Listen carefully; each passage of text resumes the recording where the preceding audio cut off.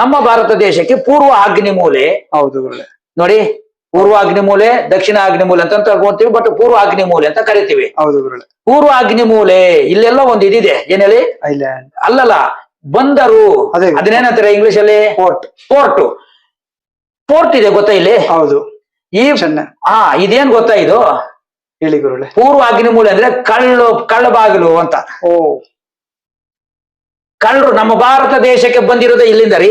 ನೀರಿನ ಮುಖಾಂತರ, ಪೋರ್ಟ್ ಮುಖಾಂತರ ವ್ಯಾಪಾರಕ್ಕೋಸ್ಕರ ಬಂದ್ಬಿಟ್ಟು ಕೊಳ್ಳೆ ಹೊಡ್ಕೊಂಡೋದ್ರು. ಹೊಡ್ಕೊಂಡೋದ್ರ? ನಮ್ಮ ಭಾರತ ದೇಶದ ಸಂಪತ್ತೆಲ್ಲ ಹೋಗಿರೋದು ಇಲ್ಲಿಂದಲೇ ರೀ.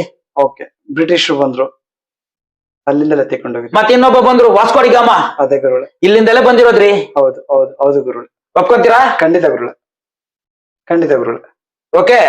ಎಲ್ಲ ಎಲ್ಲ ಹೋಗಿರೋದು ಇಲ್ಲಿಂದಲೇ. ಓಕೆ ಓಕೆ ಗುರುಳೆ. ಓಕೆ ಗುರುಳೆ. ಒಪ್ಕೊಂತೀರಾ? ಅದಕ್ಕೆ ನಾನು ಹೇಳ್ತೀನಿ, ನಿಮ್ಮ ಮನೆಗಳಲ್ಲಿ ಪೂರ್ವ ಆಗ್ನಿಮೂಲೆಯಲ್ಲಿ ಏನಾರು ಬಾಗಿಲಿದ್ರೆ ಫಸ್ಟ್ ಇಮಿಡಿಯೇಟ್ ಕ್ಲೋಸ್ ಮಾಡಿ.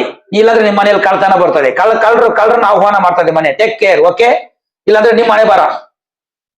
ರೈಟ್?